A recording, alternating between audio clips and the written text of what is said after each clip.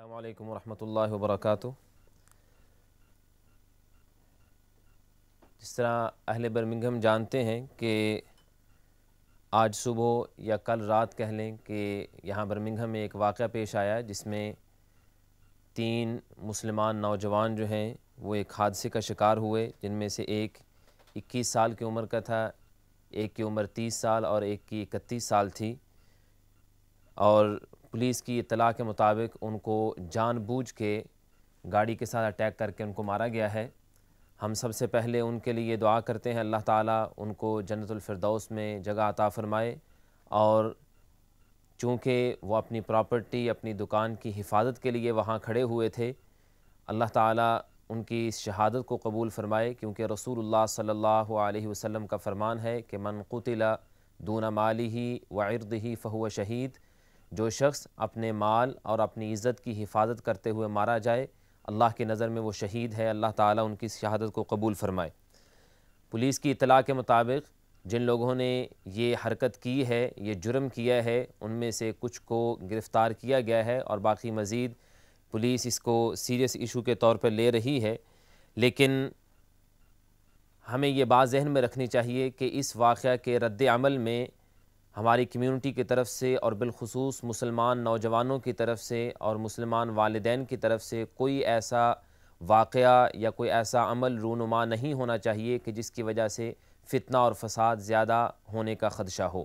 کیونکہ گزشتہ چند دنوں سے جو واقعات ملک بھر میں رونما ہو رہے ہیں، چوری ڈاکے کے اور پراپرٹیز کو اور گاڑیوں کو اٹیک کرنے کی، اور گھروں میں واقعات اور دکانوں میں اور مارکیٹس وغیرہ میں یہ واقعات رونما ہو رہے ہیں، افسوس کی بات ہے کہ کچھ مسلمان نوجوان بھی اس میں انوالو ہیں، جبکہ اسلام قطعی طور پہ اس کی اجازت نہیں دیتا۔ ہم سب سے پہلے والدین سے گزارش کریں گے کہ وہ اپنے بچوں کی حفاظت کریں، بچے چھوٹے ہیں یا بڑے ہیں، نوجوان بھی اور جو بچے ہیں ان کی بھی حفاظت کریں، ان کو بلا وجہ گھر سے باہر نہ آنے دیں،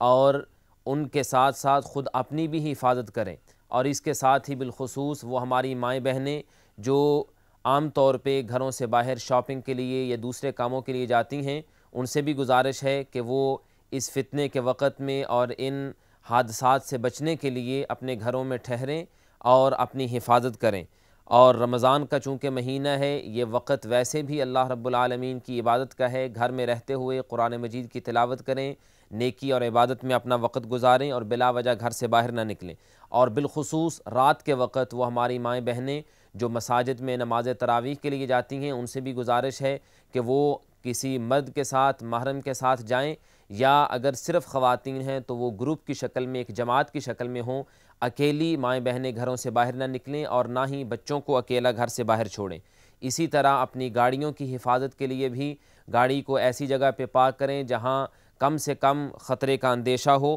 اور اس کے ساتھ ساتھ جو کچھ آپ حالات جانتے ہیں اس کے بارے میں اپنے دوست احباب کو، اپنے رشتہ داروں کو بھی آگاہ کریں، اور والدین سے دوبارہ پھر التماس ہے کہ وہ اپنی بھی حفاظت کریں، اپنے بچوں کی بھی حفاظت کریں، اور فتنوں سے دور رہنے کی ان کو تلقین کریں، کیونکہ اسلام کسی صورت میں اس بات کی اجازت نہیں دیتا کہ کسی کے مال کو نقصان پہنچایا جائے یا بلا وجہ کسی کو مارا جائے۔ جس طرح سننے میں آیا ہے کہ بعض ایشین نوجوان وہ یہ ارادہ کر رہے ہیں کہ جس ایریے میں یہ حادثہ برمنگھم کے جس ایریے میں یہ حادثہ پیش آیا ہے اس ایریے میں جا کے ان لوگوں پہ اٹیک کیا جائے جنہوں نے یہ حرکت اور جنہوں نے یہ جرم کیا ہے، جبکہ اسلام اس بات کی اجازت نہیں دیتا۔ رسول اللہ صلی اللہ علیہ وسلم نے تو اس حد تک تعلیم دی ہے کہ عین میدان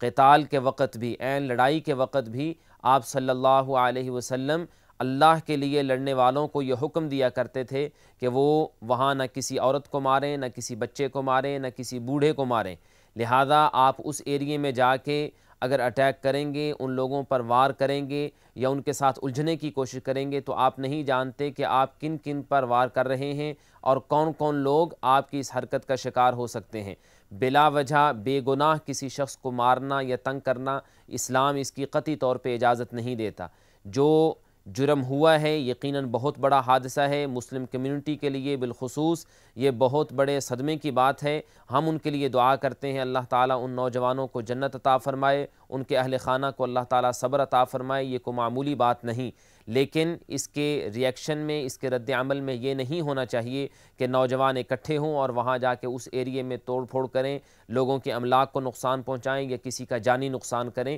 ان تمام باتوں سے محفوظ رہیں اور اپنے آپ کو بچا کے رکھیں، اور والدین اپنے بچوں کی حفاظت کریں۔ اللہ تعالی ہمیں رمضان کے مہینے میں صحیح معنوں میں اپنی عبادت کرنے کی توفیق عطا فرمائے۔ اللہ ہمیں فتنوں کے اس دور سے محفوظ فرمائے اور ان مصائب اور مشکلات سے اللہ تعالی ہمیں محفوظ رکھے، اور اللہ تعالی ہم تمام کی حفاظت فرمائے۔ السلام علیکم ورحمۃ اللہ وبرکاتہ۔